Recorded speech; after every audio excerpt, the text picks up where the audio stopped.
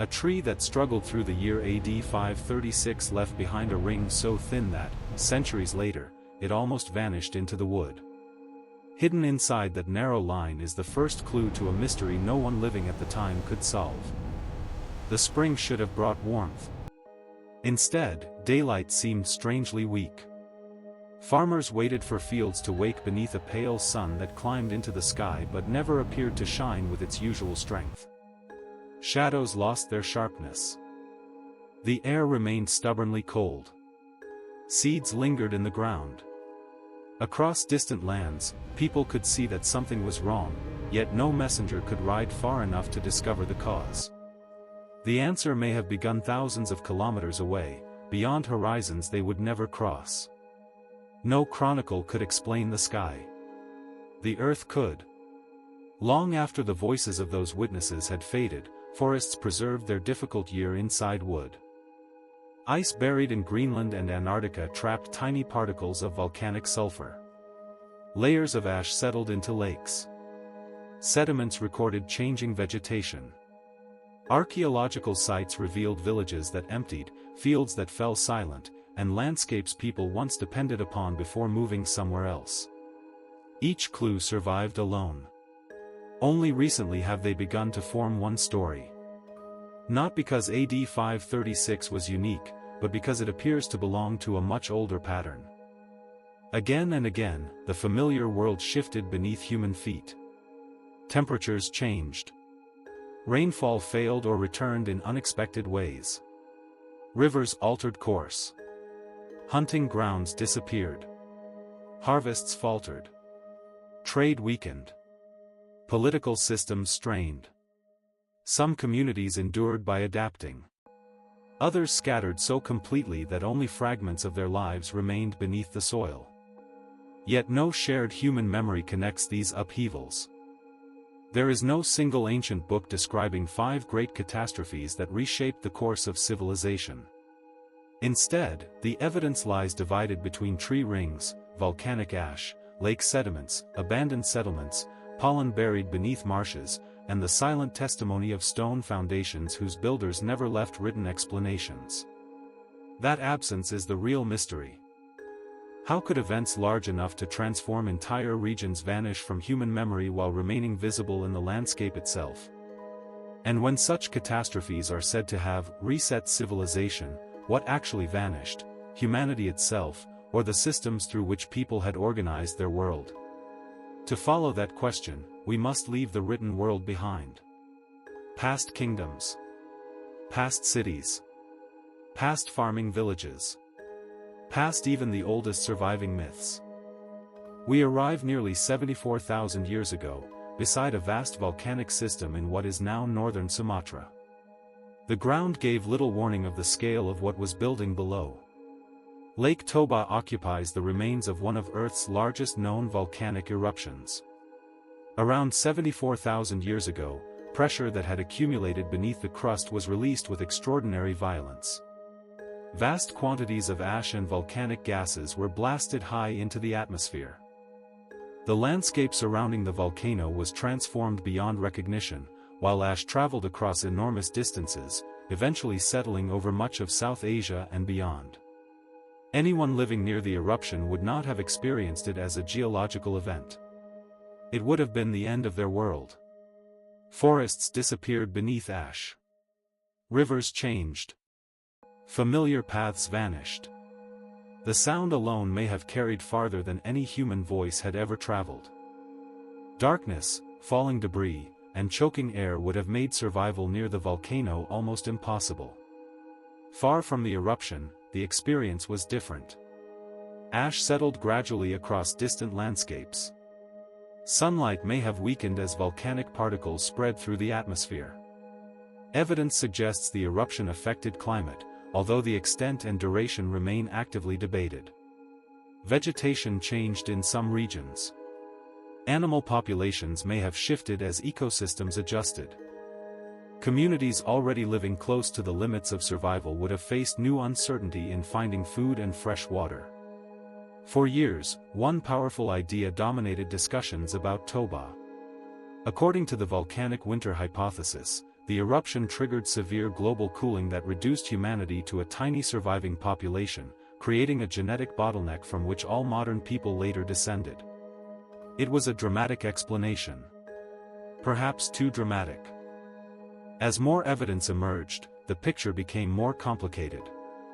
Stone tools found beneath and above the Toba ash deposits in India suggest that human groups continued living in some affected regions before and after the eruption.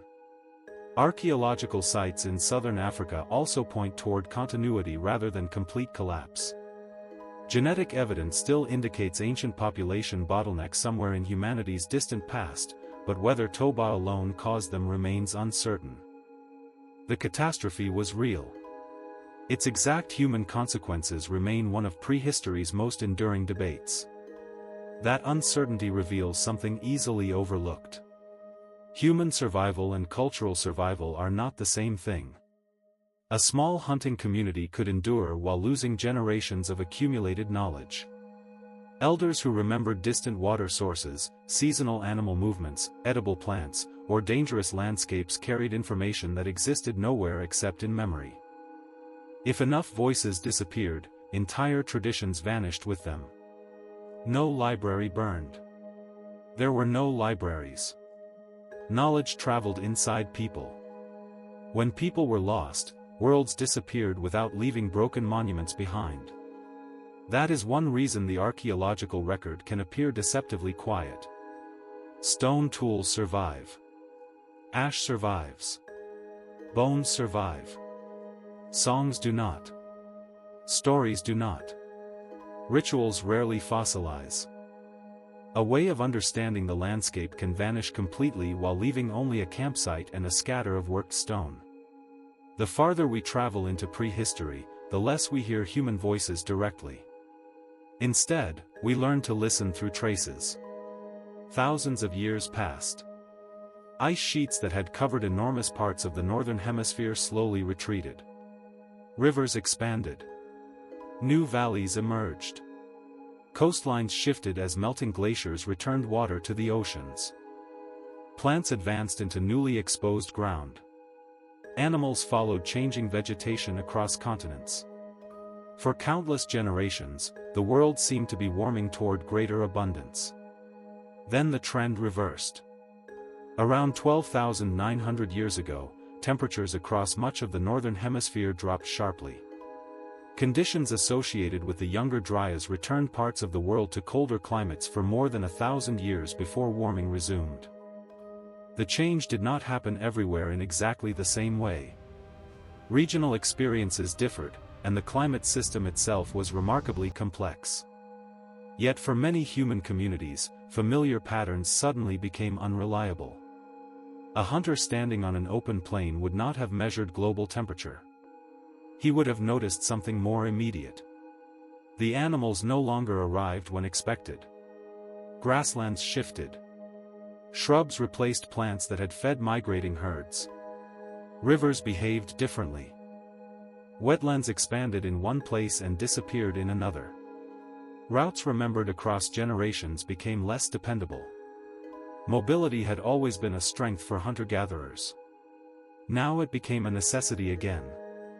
Groups adjusted their movements, explored unfamiliar territories, and competed for resources that no longer appeared where memory said they should. Not every region experienced only hardship. Human ingenuity was also reshaping the relationship between people and place.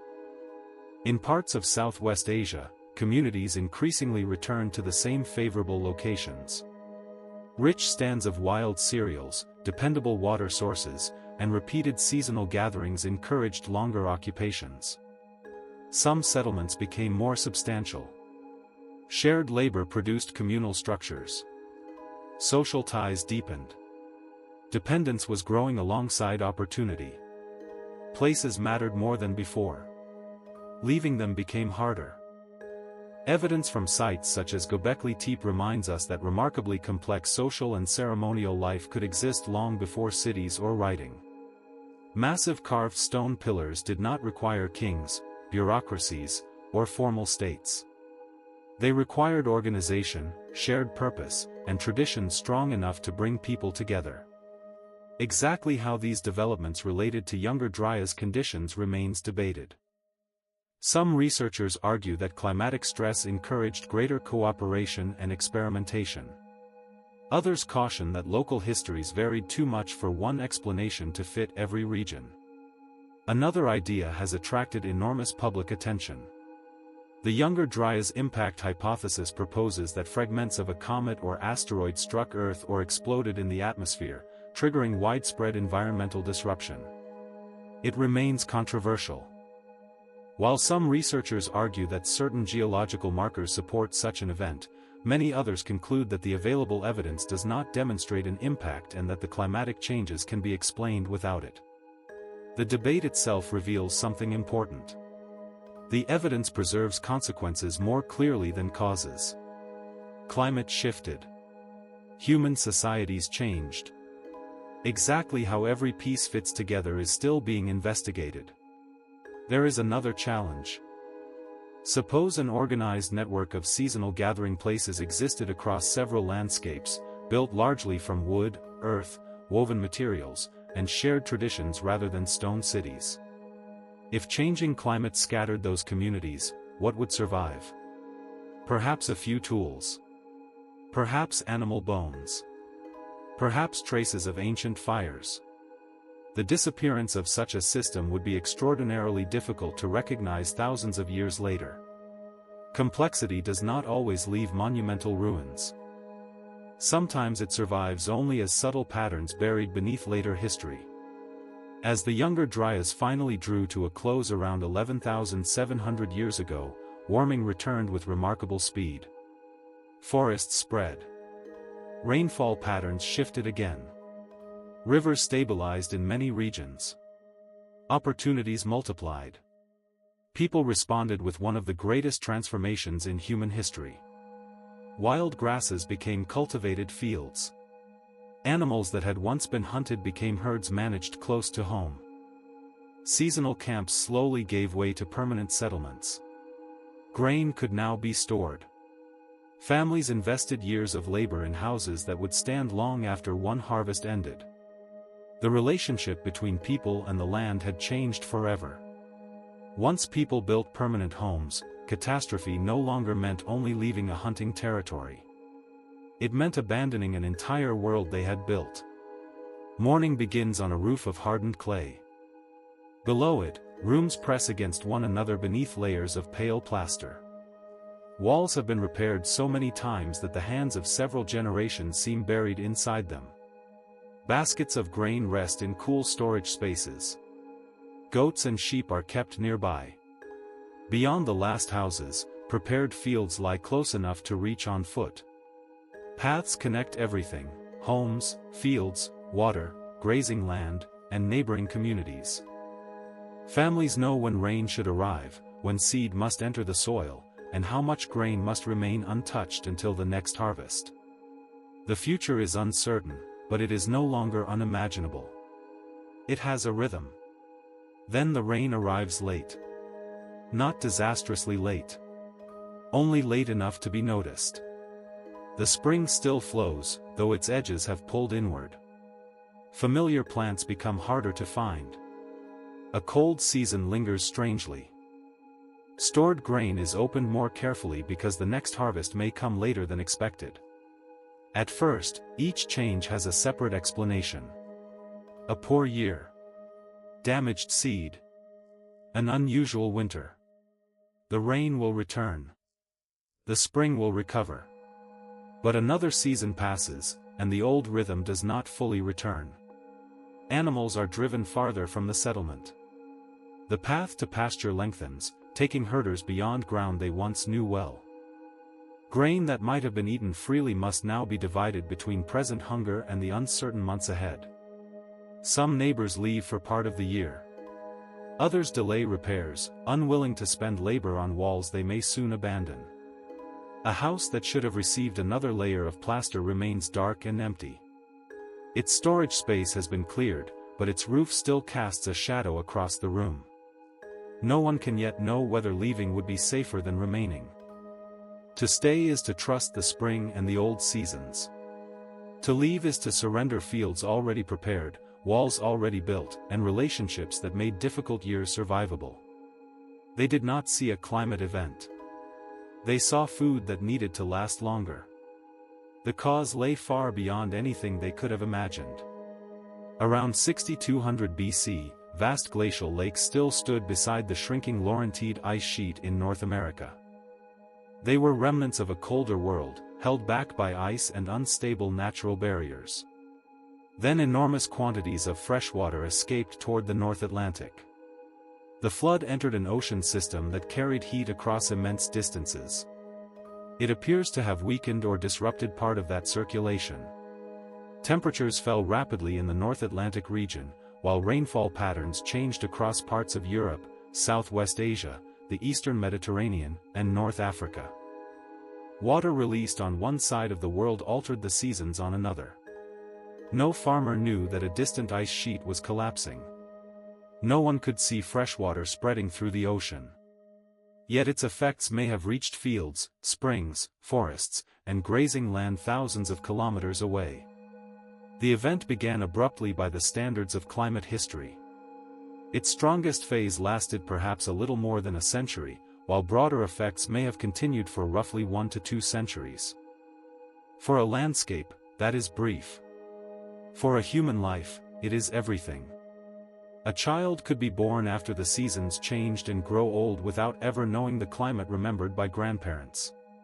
But the 8.2 kiloyear event was not one identical catastrophe experienced everywhere in the same way.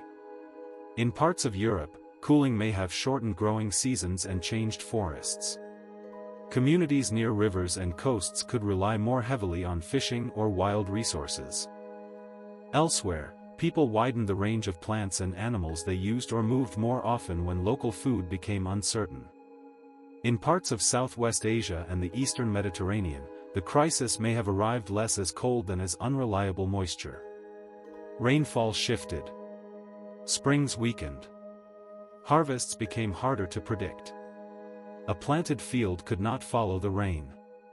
A plastered house could not be carried toward a stronger spring. People still knew how to move, hunt, gather, herd, and rebuild. But departure now had a greater cost. Leaving meant surrendering prepared soil, storage spaces, familiar water sources, community relationships, and labor invested over many years. Some settlements were reduced or reorganized. Some communities moved toward more dependable water. Others diversified their food, altered herding patterns, or returned more heavily to wild resources. At Tel Sabi Abayad in Syria, changes in architecture and farming have been connected cautiously with increasing aridity around this period, though climate was not necessarily the only cause. An empty house does not explain why its occupants left. It may preserve the result of a difficult decision, but not the discussion that produced it. Archaeology preserves the wall after the argument is gone. Across North Africa, the event added pressure to landscapes already undergoing longer changes in rainfall. Some groups moved toward coasts, rivers, and surviving lakes. In Europe, some areas show shifts in occupation or food use, while others continued with little visible interruption. Ice cores and sediments preserve a strong climatic signal across a wide area, yet each community encountered it through its own landscape, as cold, drought, movement, or a change in food. There was no single day when the world broke. There were only many local moments when familiar knowledge stopped working. Then, gradually, climatic patterns shifted again. Spring strengthened in some places. Fields returned to use. New settlements appeared, while old ones were rebuilt or replaced. Humanity did not retreat from permanent life. It moved deeper into it. Over the following millennia, some settlements became towns, and towns became political centers. Rivers were redirected through canals. Grain entered large storehouses. Temples gathered offerings. Palaces gathered taxes. Scribes recorded obligations. Merchants moved timber, metal, stone, cloth, animals, and food across long distances. The landscape surrounding a city became part of a larger machine. Fields fed granaries. Canals linked rivers to cultivated land. Roads carried carts and pack animals between villages and markets. Boats moved heavy cargo more efficiently than people could carry it overland. Specialists made tools, cloth, pottery, weapons, and records because others produced the food they consumed. Temples and palaces stood at the center of these exchanges. Administrators could redirect grain from a productive district toward one suffering a poor harvest. Workers could be sent to repair a canal before the next planting season. Merchants could bring what the immediate countryside lacked. This made cities resilient. It also meant that their survival depended on connections stretching far beyond their walls. A small settlement depended mainly on its immediate landscape. A city depended on an entire network. It required water, transport, rural production, administrators, political obedience, and the continued movement of goods. If one district failed, resources might arrive from another. But when harvests weakened, canals declined, transport became uncertain, and political authority fractured at the same time, each failure magnified the next. A local failure could be managed. A network failure could reach every room in the city. By around 2200 BC, this interconnected world included some of the most powerful societies on Earth. In Mesopotamia, the Akkadian Empire ruled cities and territories joined by conquest, tribute, administration, and trade. Its rulers claimed authority on a scale rarely attempted before. Yet beneath that authority lay grain. Northern Mesopotamia and Syria included regions dependent on seasonal rainfall. In the south, irrigation carried river water across flat land. Canals had to be cleared, banks repaired, workers organized, and deliveries recorded. Armies, officials, craftspeople, and urban populations all depended on rural production beyond the walls. During the period when Akkadian authority weakened, evidence from some parts of northern Mesopotamia and Syria suggests significant aridification. The timing and intensity remain debated, and the pattern was not uniform. But where rain-fed farming failed, pressure could spread quickly.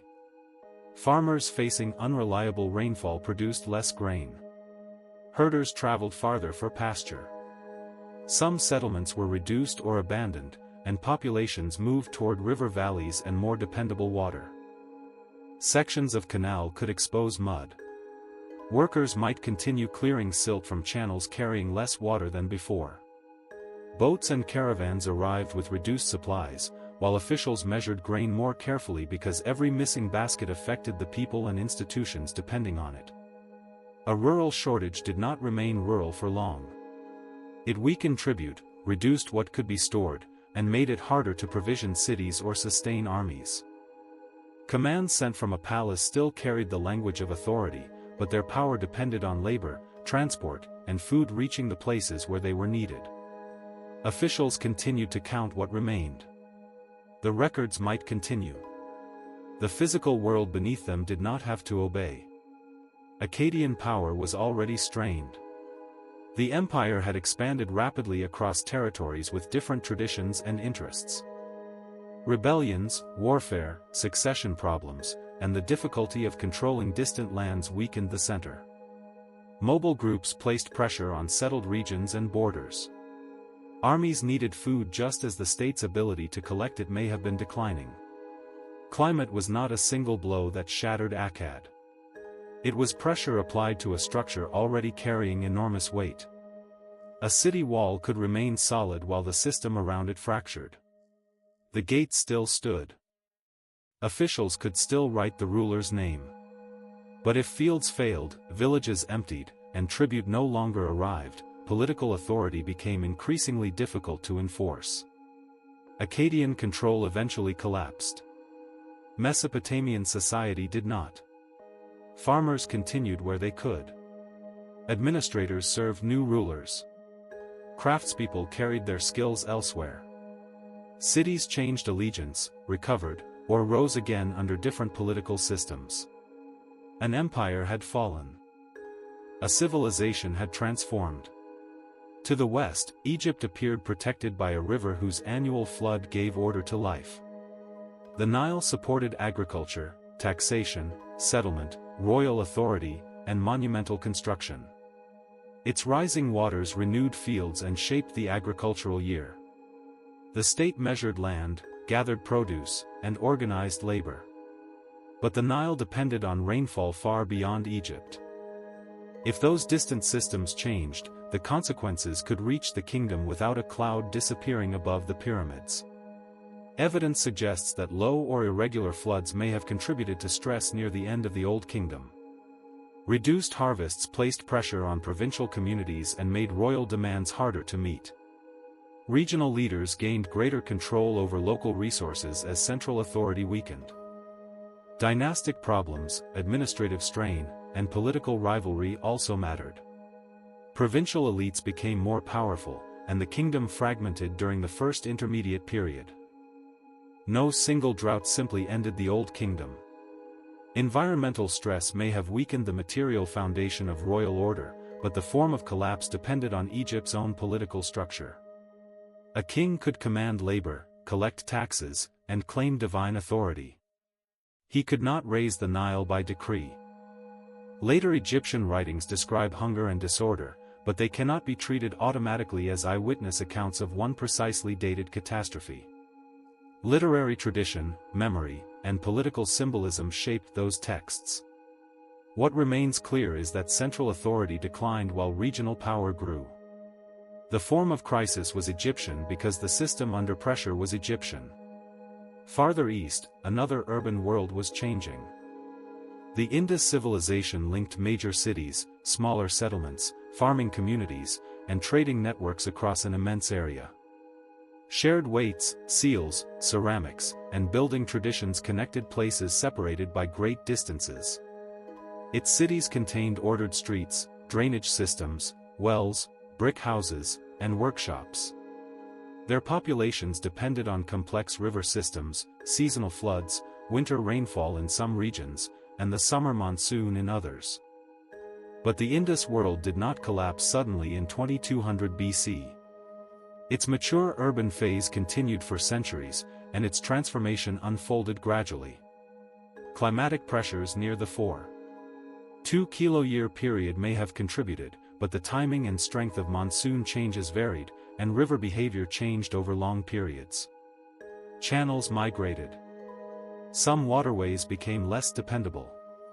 Settlement patterns shifted toward areas with more reliable water. In some regions, populations spread into smaller communities, while crops and farming strategies changed.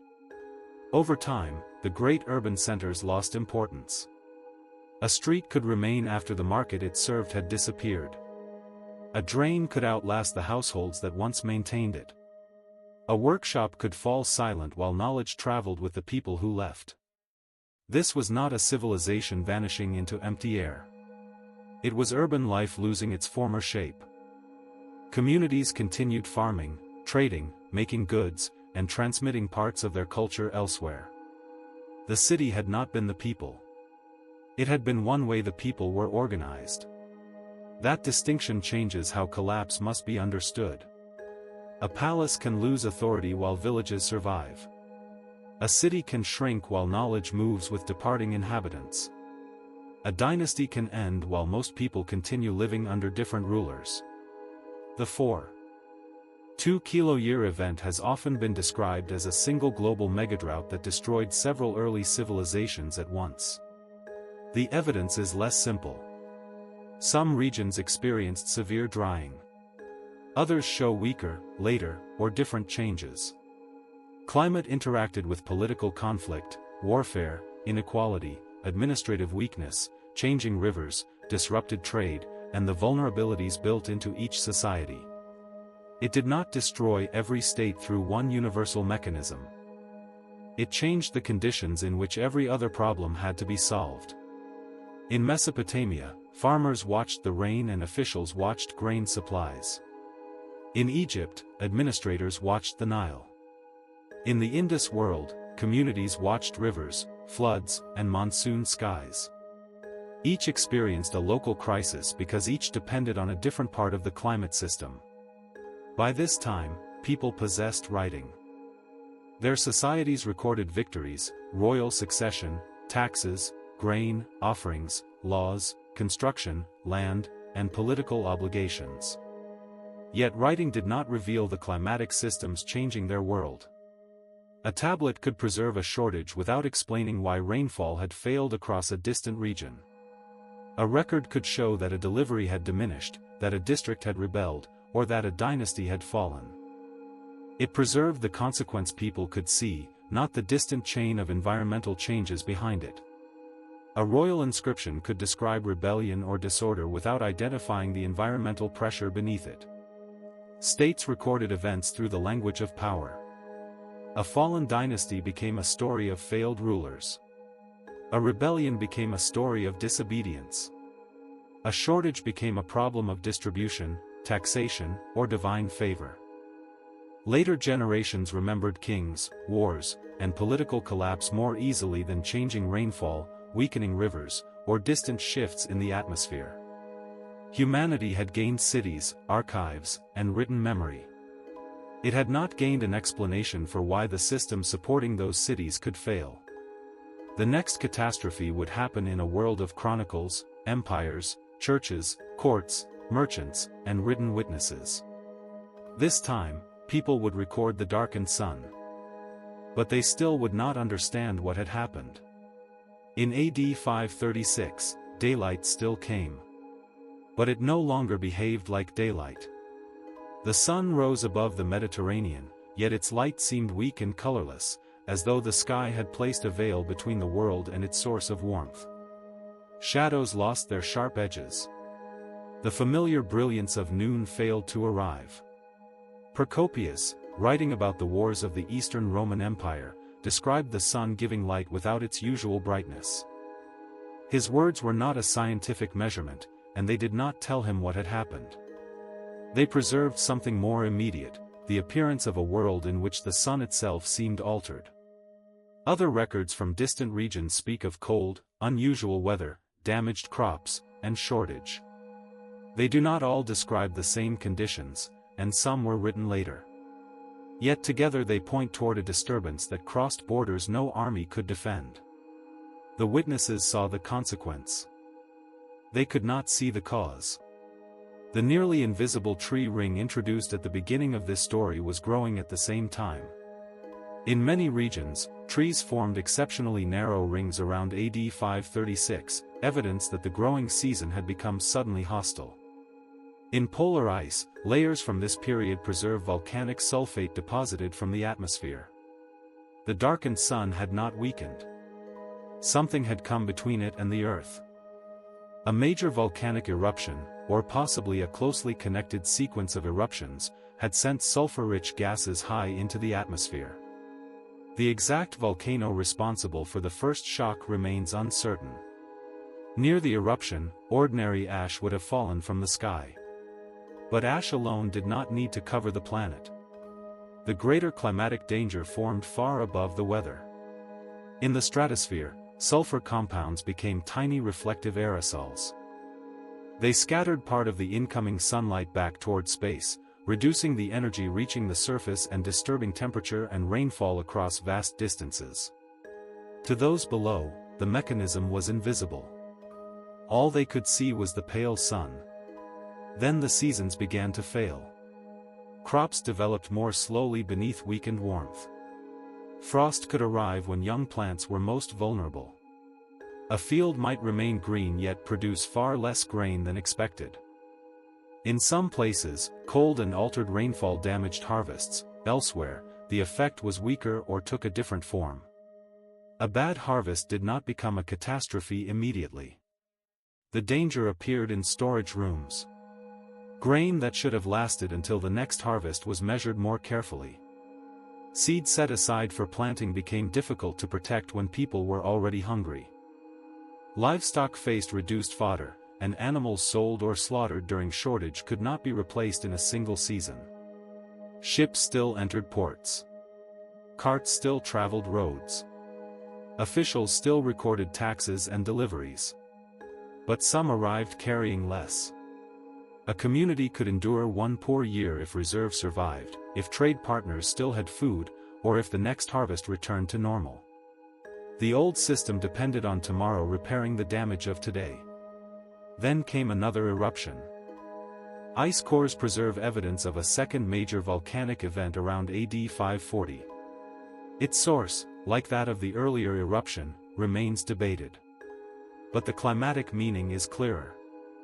The first shock had not been given time to fade before the atmosphere was disturbed again. This transformed an unusual year into a longer crisis. Reserves had already been reduced.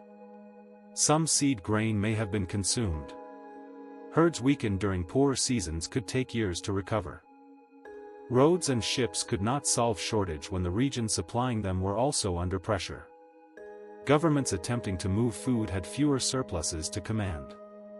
Recovery had begun in some places. Then it was interrupted. The late 530s and early 540s did not bring one identical famine to the entire world. Some regions suffered severely.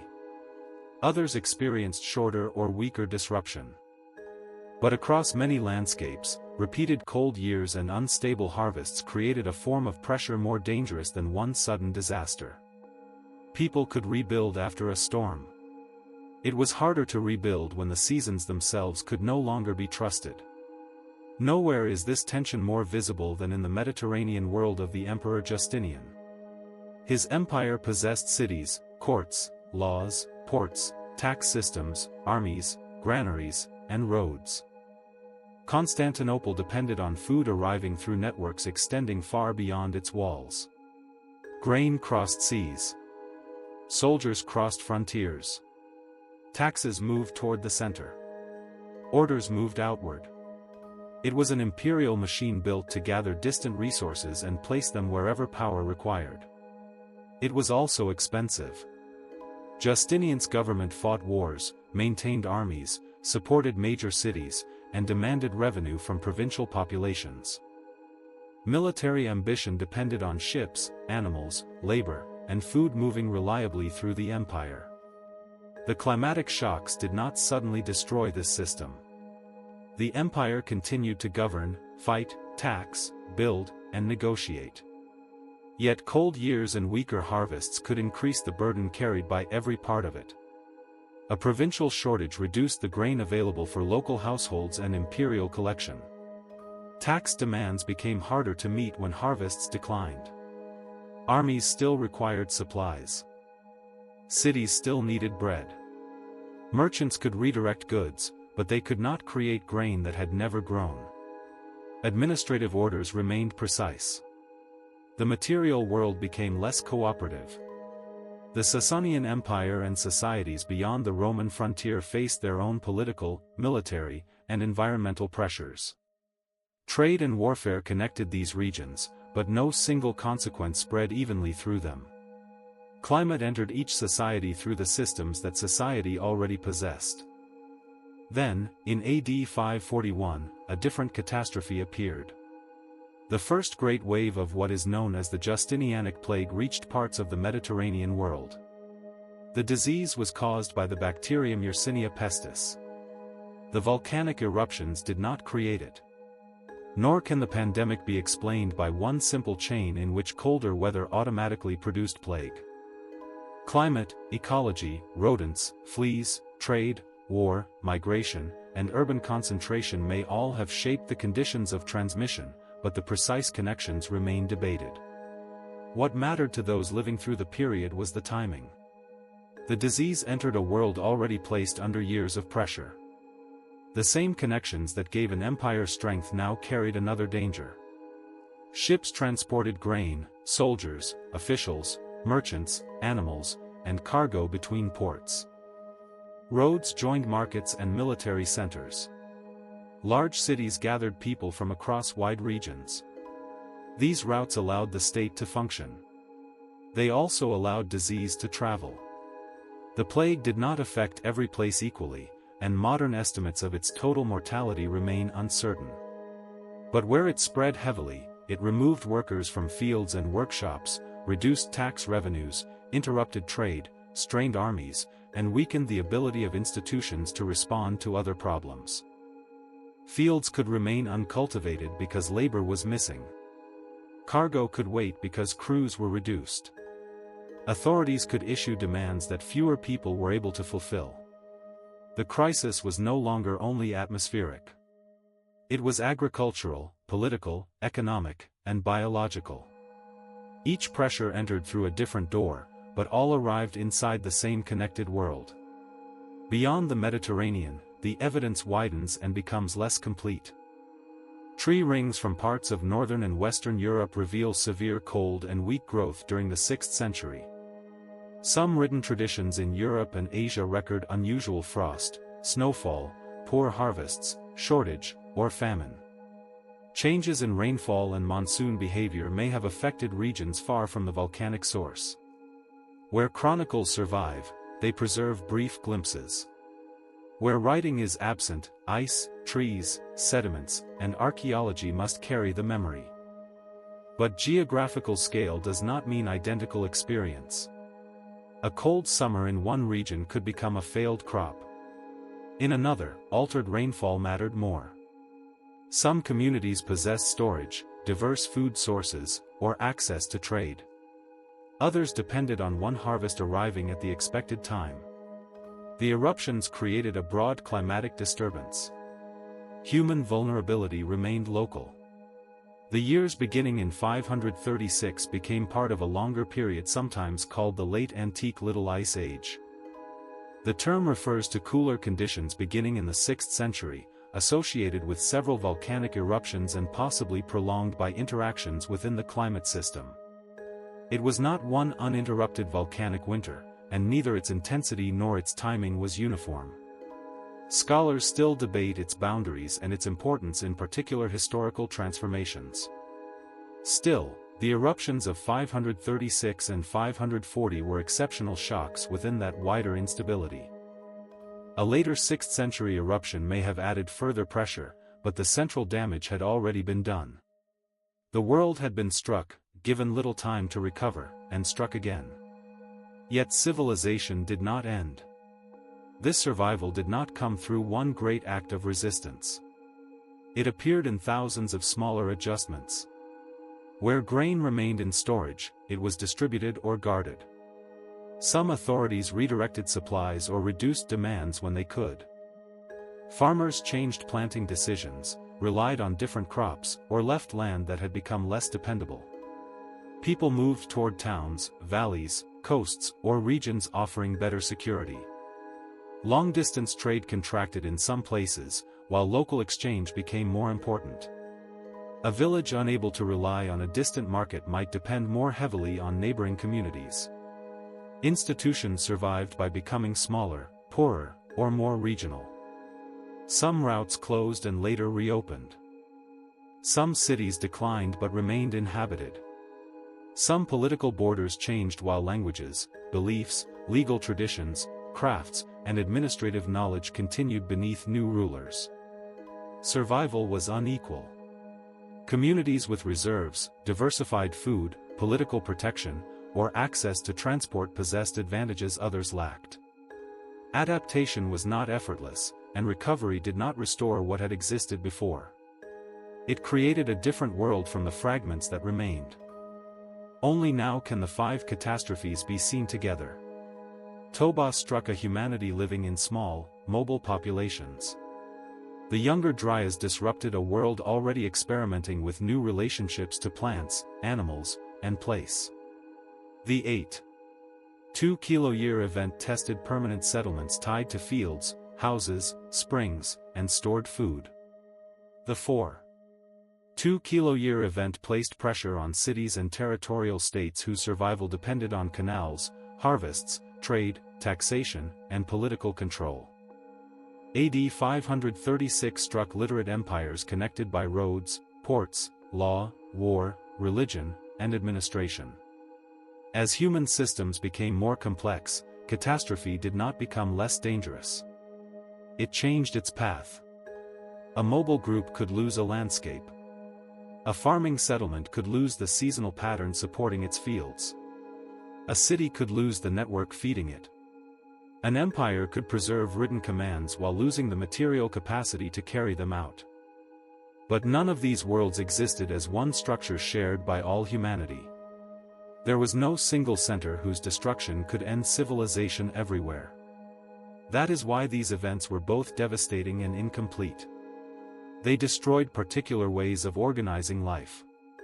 Settlements emptied. States weakened. Trade routes shifted. Political centers lost authority. Populations moved. Institutions that had appeared permanent disappeared.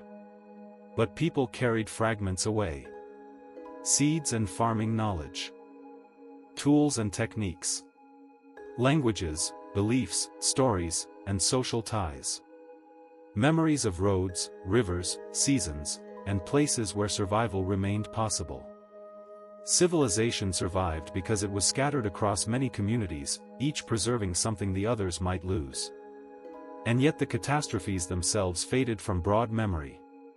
They occurred thousands of years apart. The earliest happened before writing.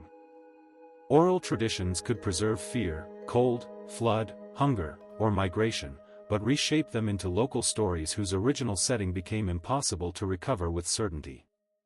Later chroniclers wrote about rulers, wars, divine meaning, famine, disease, and political disorder. They recorded the visible crisis before them, not the distant mechanism connecting a volcano to a weakened harvest half a world away. No society possessed instruments capable of comparing polar ice, ocean circulation, atmospheric aerosols, tree growth, monsoon change, and historical records across continents. The evidence remained separated. A narrow ring in a tree. Sulfate buried in ice. An abandoned settlement. A record of reduced grain. A chronicle describing a pale sun. Only much later could these fragments be placed beside one another and recognized as parts of the same event. That nearly invisible tree ring from AD 536 was not merely the record of a cold summer. It was the biological mark of a year when sunlight weakened, crops failed in some regions, political systems came under pressure, and the familiar world became less dependable. The 5 catastrophes did not reset civilization to zero. They reset the conditions under which civilization had been built. They ended certain systems, redirected others, and forced surviving communities to create new arrangements from what remained. Human history is often told through what people constructed: cities, kingdoms, roads, temples, laws, and empires. But its deepest continuity may lie elsewhere. In what people carried when those structures failed. In what they remembered when explanations disappeared. And in what continued to grow, however narrowly, beneath a darkened sun.